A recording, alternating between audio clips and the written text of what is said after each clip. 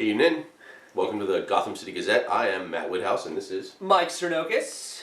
And this is episode what? 16. Whoa! I like that number, Joe Montana. I know, don't even get me started on Joe Montana. No, you want to talk about that? Launch into football. Arguably the best quarterback of all time. It's not even an argument anymore. Until Brady breaks it, us being from Northern California, we can't help but be Niner fans. Not doing super good right now, but that's okay. Yeah. I don't lose faith. Brady is on pace to destroy his record, however, so we talk about it in hushed tones nowadays. Oh, is he really? If he goes to the Super Bowl and wins, he will break Joe's record of 5 victories. Man. Anyway. But he also went to Super Bowls and lost, which Joe did not. That's the distinction. Oh, okay. Well, there you go. Well, anyway, nobody wants to hear about Joe Montana on a Batman podcast. No, they do not. I love him. Anyway, okay, so... Alright, well, this is episode 16, so I guess we'll just jump right into the State of Batman. The State of Batman at 7:56 on Sunday, November 15th is, as always, dark and brooding. As we love it. Loaded with amnesia and not really quite sure who we are. As we are, it's the current state of comic Batman. Well, we want to start with the Batman Superman movie. Actually, in this case, we're not really talking about that film. We're talking about Ben's solo picture. The rumor, latest rumor regarding that film is that the solo film will be based on the Death in the Family and Under the Red Hood. You mean like a combination of the two, or yes, just like apparently. Well, you got the Death in the Family when you have just like kind of the flashback, the flashback of his murder when he gets beat to death with the crowbar. Which is really well done in the Under the Red Hood movie. Oh God, we were just talking about that. The hand-to-hand combat in that movie is the best I've seen in an it's so good. That fight when Jason Todd fights like the Secret Six, or not the Secret Six, but like the mercenary group of 6 people. Yeah. Oh, it's so good. I know, and when my favorite part of that is when he touches down, Batman touches down behind him, and he says, "What took you so long?" And Batman turns to him and says, "Shut up and fight." Shut up and fight. That's just straight out of the comic too. Yeah, I know. I love it. I love that part. That's such a good part. That's right. Actually, that issue I probably talked about in the podcast before, but I was in Borrowers and I wasn't really reading Batman at the time. And I read it when I was a kid, but I hadn't really got back into comics again. Yeah. And I picked up that issue of Batman, and it was the return of Jason Todd the Red Hood, and that's what got me to read Batman. Yes.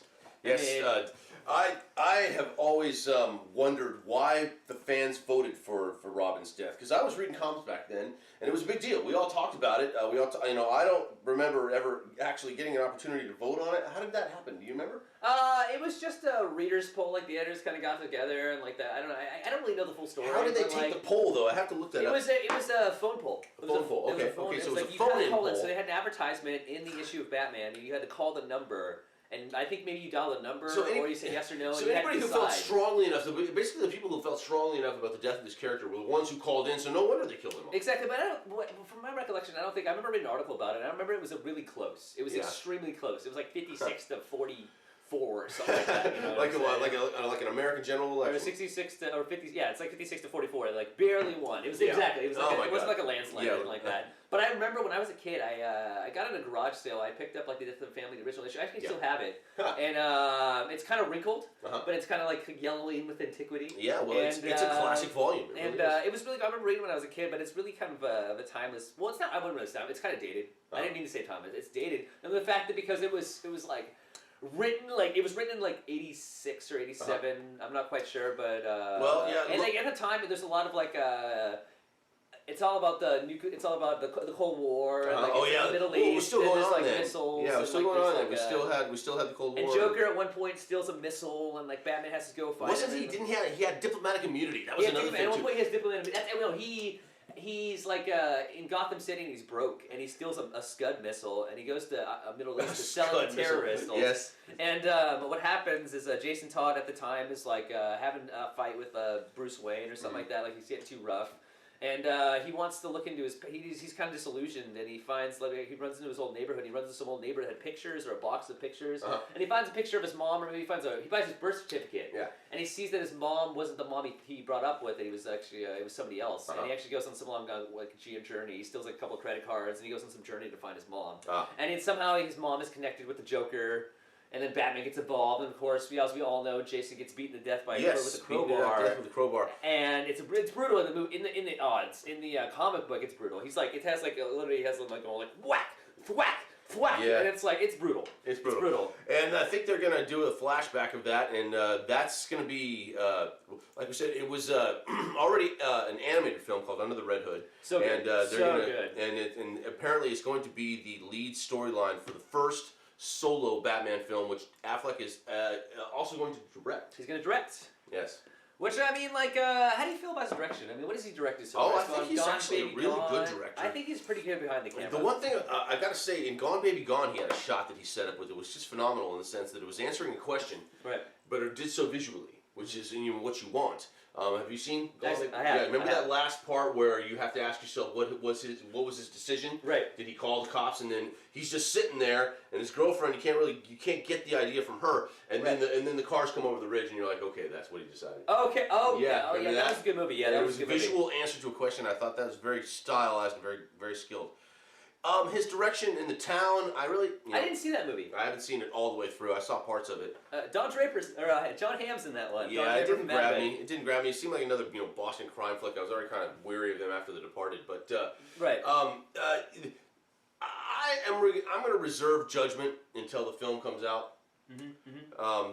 About his performance. I've been hearing a lot of chatter about it lately. And I hear people trying to resurrect the question. Is he the right one? And I'm like, it's kind of a moot point now. And, Right. And they were talking about who. I actually heard a guy say today that he thought that Bale should still be playing him. Batman? Yes. I don't know, man. It seems like he kind of finished up being Batman. Like, that trilogy's, like, done. Yeah.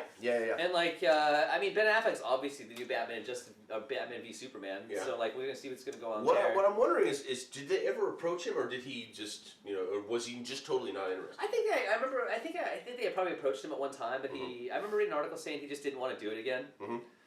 And unless, like, I just think he was done. Like, he was just moving on. I think at the time he was doing that boxing movie. Uh-huh. Which I can't remember what that boxing movie was called. It was a really good one with the one him and Mark Wahlberg. Yes. Mark. The Fighter. The Fighter, which was a really good movie. You won an Oscar for it. Yeah. And he was actually really excellent in that film. And I think he was just done with it. So they probably offered him money, but I think he turned it down. Or he did like a Michael Keaton thing. Where he's like, I think I'm cool. Tying into Under the Red Hood, Red Hood makes his comeback to Gotham as a new Art FX statue. He's a new collectible. This is the classic design. It's pretty cool. I really like the statue art, and I like how it's the New 52 design with the actually the red bat thing on his chest. Yeah, but it's not really a hood. I like it's a helmet. Well, that's how he's always been designed. But he's a Red Hood because it's the Red Hood based on the Red Hood, the classic origin story, one of the origin stories of the Joker.